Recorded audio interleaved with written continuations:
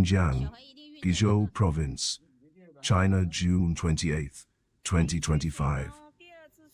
Torrential rains have once again devastated southwestern China, leading to widespread flooding that has submerged entire neighborhoods, displaced tens of thousands of residents, and compelled the government to elevate its flood emergency response to the highest level. The city of Rongjiang in Guizhou Province, still recovering from severe floods earlier this week, has been inundated for a second time in a matter of days as extreme weather patterns continue to inflict chaos across the region.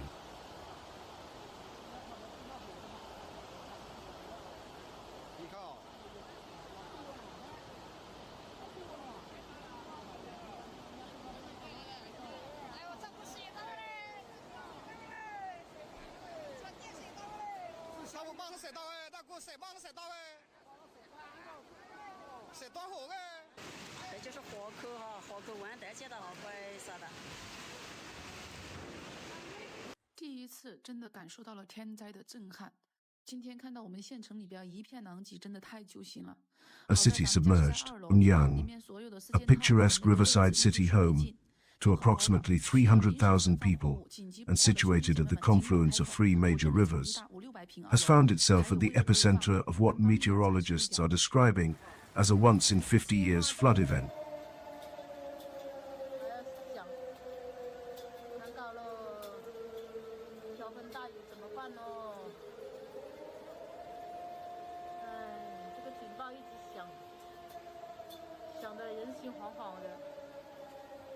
Over a harrowing 72-hour period, the city was deluged with more than double its average rainfall for the entire month of June. On June 28th, the benchmark hydrological station recorded a staggering peak water level of 253.5 meters, a full 2 meters above the safety threshold.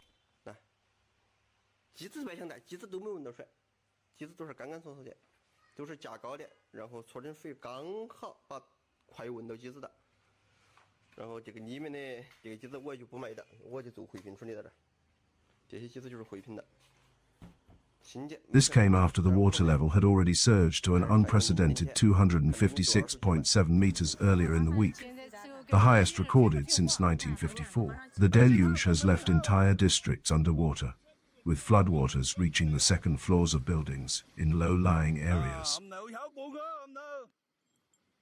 那越往地势低洼的地方呢，积水越严重。有的小区的1楼，但是由于积水严重，原来的中心大道呢俨然小轿车呢有一部分已经淹上了，在路上。官兵们迅速奔赴抗洪抢险第一线，官兵与其他救援。Rescue operations are in full swing, with military personnel and local volunteers working tirelessly around the clock. Utilizing inflatable boats and helicopters, they are navigating the submerged streets to evacuate stranded residents.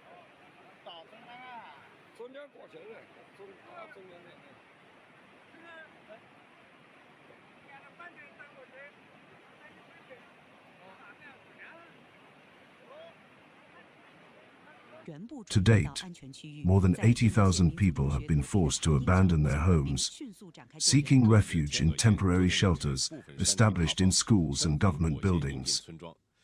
The floods have delivered a crippling blow to Rongjiang's burgeoning economy.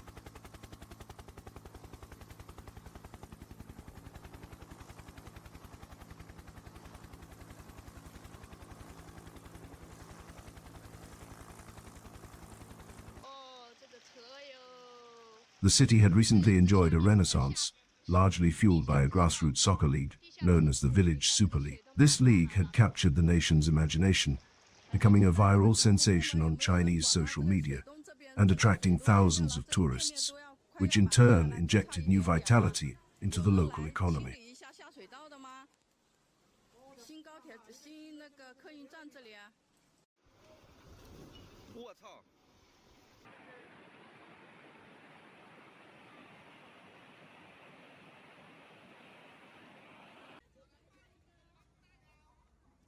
In a tragic turn of events, the very soccer pitch that had come to symbolize this revival now lies submerged beneath 7 meters of water.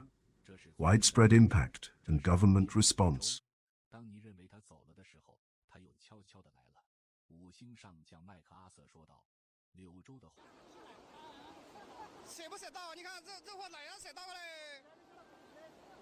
The devastation extends far beyond the city limits. Agricultural losses are mounting as vast swathes of farmland across Guizhou and neighboring provinces have been inundated, destroying crops and killing livestock.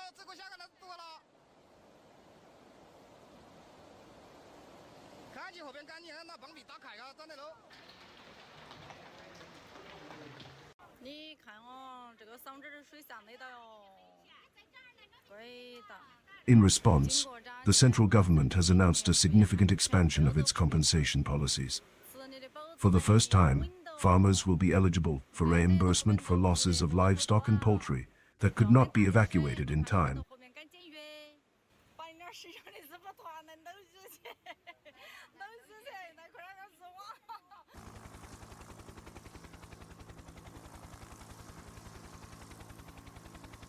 The government has committed to covering 70% of all compensation costs, with local authorities shouldering the remaining 30%. The crisis in Guizhou is not an isolated incident.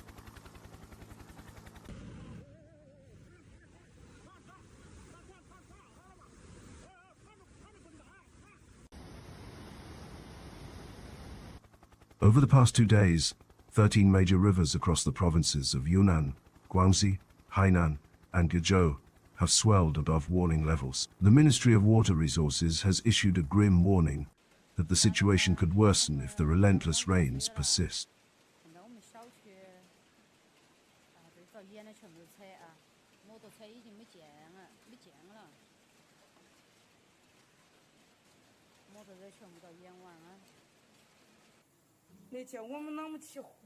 Meteorological stations in Hubei and Guizhou have already reported record-breaking daily precipitation levels for June.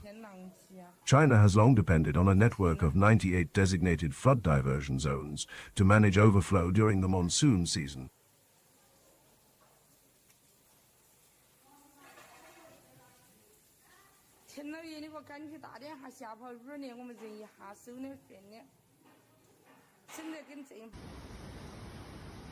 These areas, often located near rivers and populated by farming communities, are designed to absorb excess floodwaters to protect major downstream cities. However, the increasing frequency and intensity of extreme weather events are forcing authorities to utilize these zones more often, leading to rising social tensions.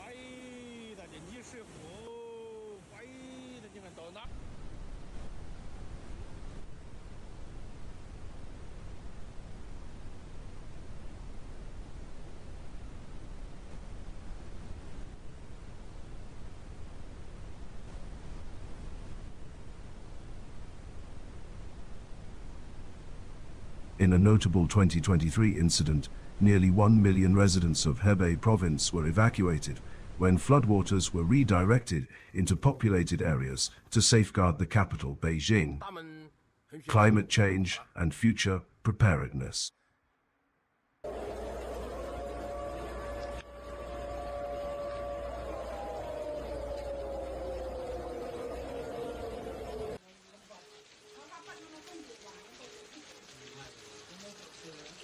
Scientists and government officials concur that climate change is a primary driver behind the escalating flood crisis.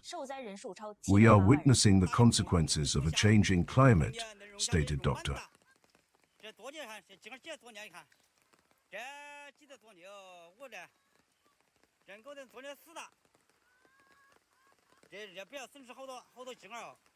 Li Wei, a hydrologist at the China Meteorological Administration. Warmer air holds more moisture, leading to heavier and more prolonged rainfall.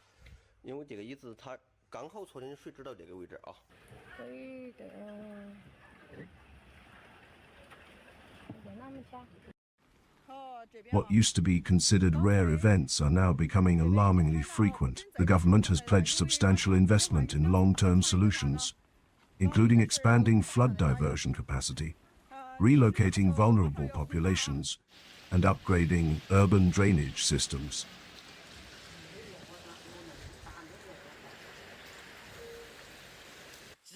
作孽，完人也作孽。你看搞么的？那老百姓呢，这个是那真他妈的就难。你看，温度这么大，你看，搞么？ However, critics argue that more must be done to address the root causes of climate change and to ensure that compensation effectively reaches those most devastated by the floods. As the waters begin their slow retreat, the full, harrowing scale of the disaster is coming into focus.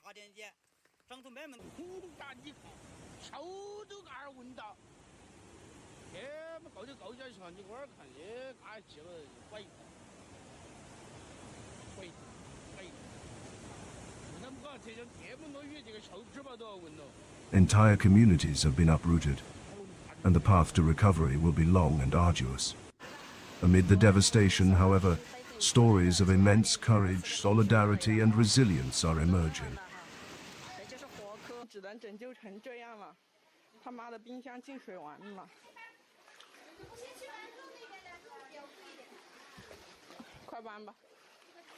The international community has also begun to respond, with several nations offering humanitarian aid and technical assistance. The floods of June 2025 will undoubtedly be remembered not just for their immense destruction, but for the urgent reckoning they demand.